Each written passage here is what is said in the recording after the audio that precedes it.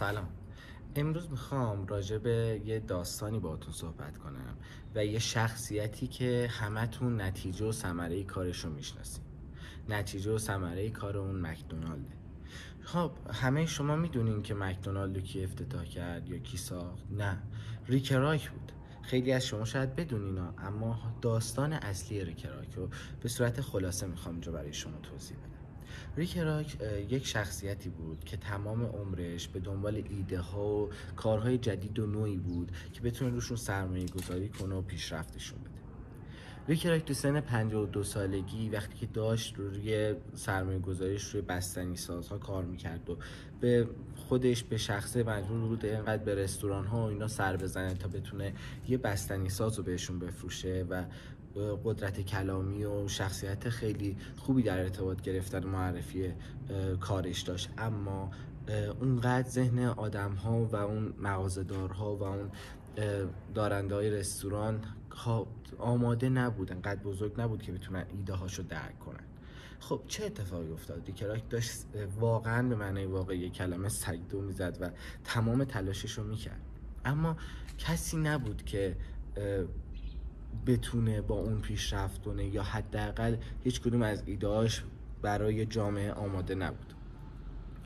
ریک راک یه زمانی توی همون سالهایی که داشت، توی همون 52 سالگی وقتی که داشت اون کار انجام میداد، توی شرکتش وقتی به مشیش زنگ میزنه بهش میگه که یک سفارش 6 تا بستنی ساز برای یه رستوران داریم. ریک راک واقعا تعجب میکنه، چون اصلا همچین چیزی امکان نداشت. هیچ رستورانی حتی یه دونش هم نمیخرید، چه برسه 6 تا همزمان با هم. پس باید یه رستوران خیلی شلوغ و پرفروش بود. رفت و واقعا خودش پرسید، فکر میکرد منشیش اشتباه کرده، پرسید و جوابی که از اون صاحب رستوران شنید این بود که اشتباه کردیم، به جای 6 تا 8 تا بستنی ساز میخوایم. ریک راک خودش بلند شد و تا کالیفرنیا از شهر خودش پشت رفت و خیلی مسیر طولانی بود. حالا شما میتونین خیلی چیزای دقیق ترش رو توی اینترنت و یا حتی با فیلم بنیانگذار متوجه بشین، اما من میخوام یه چیز خیلی خلاصه از این داستان بگم. ببینین، ریک راک میره و با 2 تا برادر به اسم ریک و دیک مکدونالد آشنا میشه و با اونا صحبت میکنه و اونا مدل کارشون رو میگن و اونا توی 30 ثانیه یک همبرگر رو آماده میکردن و تحویل میدادن. تمام شرایطشون و اینا رو توی هم فیلم هم توی داستان اصلی میتونین برین و ببینین و متوجه بشین. یه کار خیلی بزرگ کرده بودن برادران مکدونالد و رستورانشون فوق‌العاده شلوغ بود و توی کمترین زمان میومد و همبرگر رو توی 30 ثانیه آماده میکرد. این با مدل آشپزی سریعشون بود که خودشون ابداع کرده بودن برای رستوران. چه اتفاقی میفته؟ ریک میاد بهشون میگه باید شما حق امتیاز بفروشین. اونا میگن قبلا این کار کردیم و کیفیتی که ما میخوایم رستورانی که بهشون حق امتیاز دادیم برای ما انجام ندادن. گفت میان یه قرارداد میبندیم.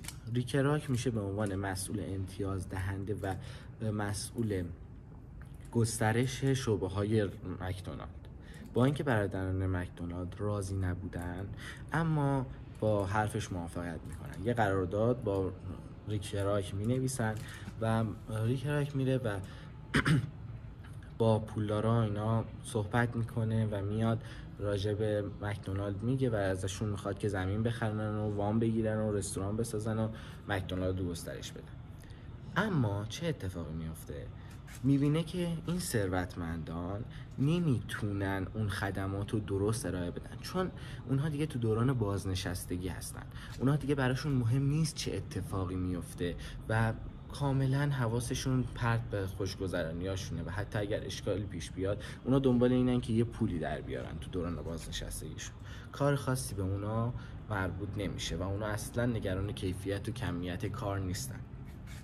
ریک راک عصبانی میشه و میره و حق امتیازها رو از اونا میگیره و میره توی دفترش، میبینه که یک فردی که یهودیه داره کتاب انجیل و مسیحی ها رو به اینا میفروشه. میره ازش میپرسه که چرا داری این کار میکنی؟ میگه به خاطر اینکه میخوام پول در بیارم و این برام خیلی مهمتره، چون بعد زندگیشو بچرخونه، بعد یه نونی داشته باشه که شب بذاره سر سفره زن و بچه‌ش.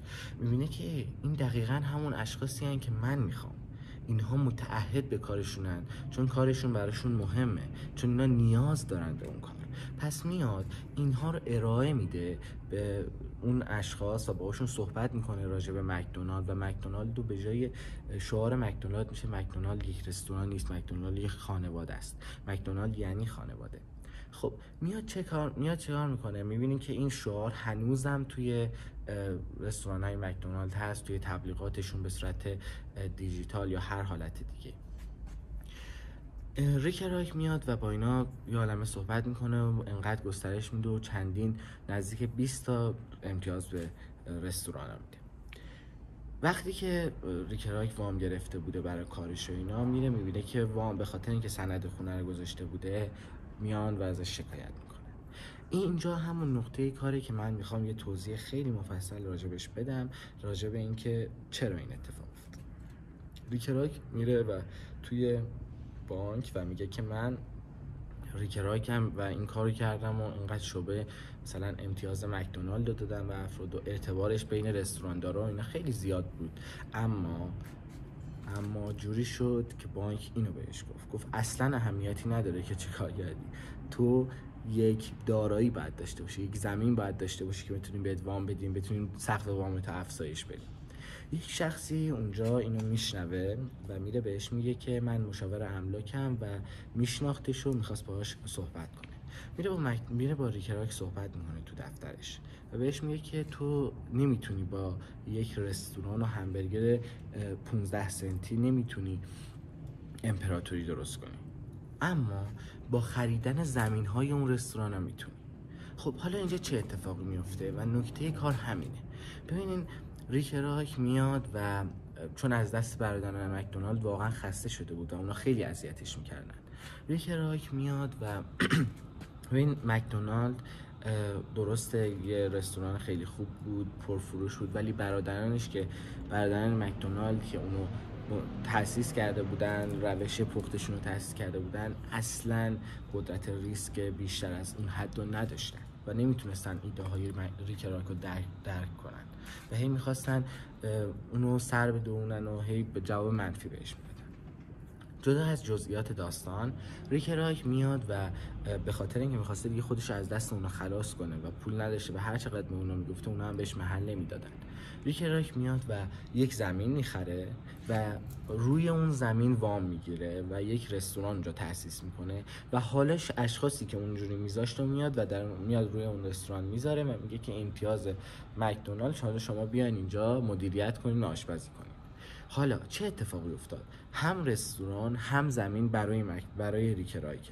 حالا تو هر جای دنیا که به خاطر مجوز مکدونالد میتونه شعبه تأسیس کنه و امتیاز هم به خودش بده، میاد و یک شرکت املاک و مستقلات را میندازه و با اون شخصی که اون دفعه بهش کمک کرد و یکی از آشپزهایی که خیلی ازش خوشش اومده بود و کارش حرفه‌ای بود توی یکی از اولین شعبهش، میان و یه همکاری میکنن و اونا مشاورش میشن و میان و این شرکت رو تأسیس میکنن و چندین زمین تو سراسر دنیا تو کشورهای مختلف میگیرن و میان روی همون وام میگیرن، رستوران تأسیس میکنن و اشخاصی رو برای اینکه اونو مدیریت کنن میذارن.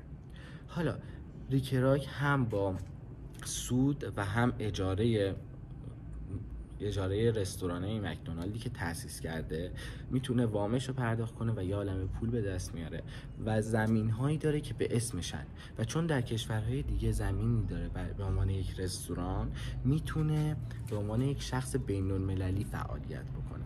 یعنی هر جا که میره این شخص یک زمین داره و یک نقدینگی وارد اون مملکت کرده و راحت به عنوان یک شخص بین‌المللی اونجا فعالیت میکنه. این خیلی مهمه.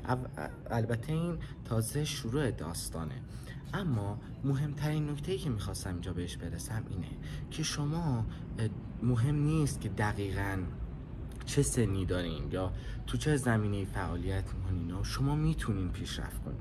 اما اگر بخواید، اگر همه کس ازتون ناامید بشن، زنش ازش ناامید شد، اطرافیانش ازش ناامید شدن و مسخرهش میکردن، ولی خودش ایمان داشت که میتونست و ریک رایک توی 54 سالگی یک میلیونر به تمام معنای آمریکایی بود، یک فرد بین‌المللی بود که همه جا اعتبار داشت. این نکته اصلی داستانه. شما باید کار درست رو توی کار خودتون انجام بدین. یعنی شما باید پیدا کنین که چه چیزی شما رو پیشرفت میده، چه چیزی باعث گسترش کار شما میشه.